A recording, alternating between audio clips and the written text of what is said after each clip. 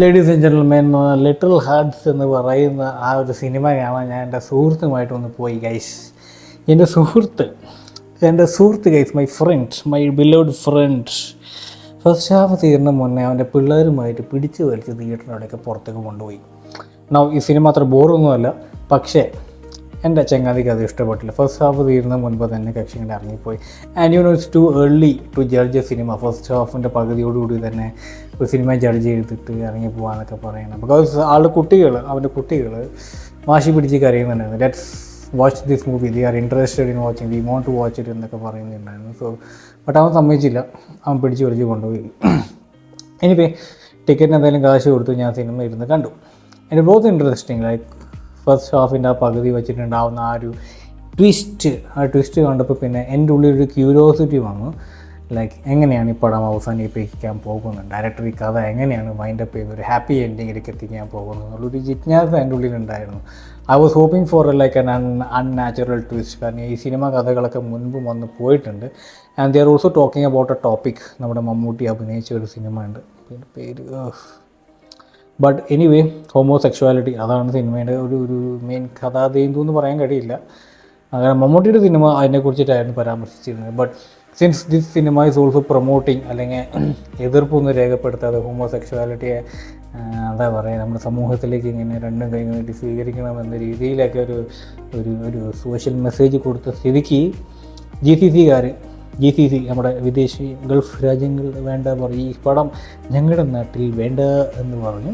So നമ്മുടെ നാട്ടിൽ മാത്രം, ഇന്ത്യയിൽ മാത്രം, പിന്നെ ബാക്കിയുള്ള യൂറോപ്പ് രാജ്യങ്ങൾ, അമേരിക്കയിലൊക്കെ പ്ലേ ചെയ്യുന്നുണ്ട്, എക്സെപ്റ്റ് അറബ് കൺട്രീസ്.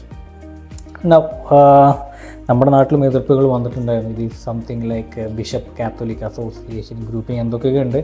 ബിക്കോസ് ഇത് ഓൾസോ അഗെയിൻസ്റ്റ് ക്രിസ്ത്യാനിറ്റി. സോ അവരും ബാൻ ചെയ്തു ഈ ഒരു സിനിമ പ്രൊമോട്ട് ചെയ്യരുത് ഒരു കാരണവശാലും, നമ്മുടെ ഉള്ളിൽ വിശ്വാസികൾ സഭയിലുള്ള ആൾക്കാരൊന്നും പോയി കാണരുതെന്ന് പറഞ്ഞിട്ട് അവരും പറഞ്ഞു. നൗ ഹോമോസെക്ഷുവാലിറ്റി, അത് it kind of a weird topic. I don't know what to say about it. ആ ഒരു സിറ്റുവേഷൻ വന്നാൽ മാത്രം നമുക്ക് പറയാൻ കഴിയത്തുള്ളൂ how do feel about it. So അതിനെക്കുറിച്ച് നമുക്ക് സംസാരിക്കേണ്ട. We talk about movies. Shane നിഗത്തിൻ്റെ അഭിനയം കൊള്ളാം. കാരണം പഴയ സിനിമകളിലെ പോലെയല്ല, ഇതിൽ കുറച്ചും കൂടി ഒരു കോമഡി എലമെൻറ്റ് ആൾ മാക്സിമം മുഖത്ത് ശ്രമിച്ചിട്ടുണ്ട്. And his hair style is also different. And ഇതിൽ കുറച്ചും കൂടി വർക്കൗട്ട് ചെയ്യാൻ ശ്രമിച്ചത് ഈ സിബി എന്ന് പറഞ്ഞ ക്യാരക്ടർ, ഷെയ്ൻ നിഗം അവതരിപ്പിക്കുന്ന സിബി എന്ന് പറയുന്ന ക്യാരക്ടർ കക്ഷിനെ ചുറ്റിപ്പറ്റിയിട്ടാണ് ഒരു ഹീറോയി റോള് കൊടുക്കാൻ ശ്രമിച്ചത്. ബട്ട് എനിക്ക് ഏറെക്കുറെ ഇഷ്ടപ്പെട്ടത് ബാബുരാജിൻ്റെ റോളാണ് ആസ് ബേബിയും സിസിലിയുടെ പ്രണയവും കക്ഷി എടുക്കുന്ന ആ ഒരു തമാശകളൊക്കെയാണ് ഏറെക്കുറെ എനിക്ക് സിനിമയിലുടനീളം തുടക്കം മുതൽ അവസാനം വരെ ഇഷ്ടപ്പെട്ടത്. പിന്നെ സെക്കൻഡ് ആയിട്ട് ഇഷ്ടപ്പെട്ടത് ഇവരുടെ ഈ കൂട്ടത്തിൽ ഒരു ഹിന്ദിക്കാരനുണ്ട്, ബംഗാളിയാണ്, ഹിന്ദിക്കാരനാണെന്ന് അറിഞ്ഞിട്ട്. He speaks Hindi, so I suppose he's from north India. ഒരു വിദേശിയാണ്, ഒരു എന്താ പറയുക, എന്തോ തൊഴിലാളി എന്ന് പറയുന്നത്, എന്താ പറയുക, പേര് നാമം തൂക്കത്തുണ്ട്, എന്താണ് സാധനം, എന്തോ തൊഴിലാളി എന്ന് നമ്മൾ പറയുള്ളൂ. സോ കക്ഷി ഇതിൽ രാഹുൽ ഗാന്ധിൻ്റെ ഒരു ഫേമസ് ഡയലോഗ് അടിക്കുന്നുണ്ട് ഏറ്റവും ക്ലൈമാക്സ് എത്തുമ്പോൾ, ടാറ്റ കഥ ബൈ ബൈ എന്ന് പറയുന്ന ആ ഒരു ഡയലോഗ്. അത് ആ സമയത്ത് ഓഡിയൻസ് ഒന്ന് എണീറ്റ് നല്ല ആർത്തോടുകൂടി ചിരിക്കുന്നുണ്ടായിരുന്നു. And I don't know how to define it as bad or good. കാരണം ഒരു ഓഡിയൻസിൽ ഒരുത്തൻ കൂർക്കം വലിച്ച് കിടന്ന് ഉറങ്ങുന്നുണ്ടായിരുന്നു. I thought it was because of the movie. പക്ഷേ ഇൻ്റർവെൽ വന്നിട്ട് അവൻ എണീറ്റില്ല എന്ന് കണ്ടപ്പോൾ എനിക്ക് തോന്നി like he was have had a very hard working day. ചിലപ്പോൾ അതുകൊണ്ടായിരിക്കും കിടന്ന് ഉറങ്ങിയിട്ടുണ്ടാവാം. So this movie I'm pretty sure children are going to enjoy it. കാരണം അവർക്കൊക്കെ ഇഷ്ടപ്പെട്ടു. എന്താ പറയുക, ശോശ സിബിയുടെ അടുത്ത് തൻ്റെ പ്രണയം വെളിപ്പെടുത്തുമ്പോൾ സിബിക്ക് ഉണ്ടാകുന്ന ഒരു തരം വെങ്കലാപ്പുണ്ടല്ലോ, അത് ആളുടെ ഷെയ്ൻ നിഗത്തിൻ്റെ മുഖത്ത് ഇങ്ങനെ അങ്ങനെ അടിപൊളിയായിട്ട് കാണിക്കുന്നത്. സോ ആ ഒരു ഭാഗം, ആ ഒരു യൂത്ത്ഫുള്ളായിട്ട് നിൽക്കുന്ന വ്യക്തികളുണ്ടല്ലോ, ഐ മീൻ ടീനേജിൽ നിൽക്കുന്ന വ്യക്തികളൊക്കെ, they will like it for show. So അതുകൊണ്ടായിരിക്കാം കുട്ടികൾക്ക് ആ ഒരു സിനിമയോട് അത്രയ്ക്ക് എന്താ തുടക്കം വരെ അവസാനം വരെ കാണണം. പിന്നെ ക്ലൈമാക്സ്, ഞാൻ ക്യൂരിയോസിറ്റിയോട് നിന്നിരുന്ന ഒരു ക്ലൈമാക്സിന് വെയിറ്റ് ചെയ്തില്ല. അത് പ്രത്യേകിച്ചൊന്നും ഉണ്ടായിരുന്നു, ഒരു ബോംബ് പോലെ ഇട്ടിട്ട് അതങ്ങോട്ട് പടം അവസാനിപ്പിച്ച് പോയി. പടം ബോറൊന്നുമല്ല, എന്നാൽ വൺ ഹിറ്റൊന്നുമല്ല. കാരണം ഇപ്പോഴത്തെ കളക്ഷൻ റെക്കോർഡ്സൊക്കെ നോക്കുമ്പോൾ ലൈക്ക് തുടക്കത്തിൽ ആരും തള്ളിച്ച് ഈ പടത്തിനൊന്നുമില്ല. ബട്ട് ഹൗസ്ഫുൾ അല്ലാതാനും എന്നാൽ ആൾക്കാർ കാണാൻ പോകുന്നുണ്ട് വീക്കെൻഡിലൊക്കെ കപ്പിൾസായിട്ട്. സോ പ്രണയത്തെക്കുറിച്ച് സംസാരിക്കുന്നുണ്ട്, ഹോമോസെക്ഷുവാലിറ്റിയെക്കുറിച്ച് സംസാരിക്കുന്നുണ്ട്. ആൻഡ് ഇവർ 2 പാട്ടുകൾ ഇതിൽ ഷൂട്ട് ചെയ്തിട്ടുണ്ട്. ആ ഷൂട്ടിംഗ് ലൊക്കേഷൻസൊക്കെ ഭയങ്കരമായിട്ട് ഇഷ്ടപ്പെട്ടു.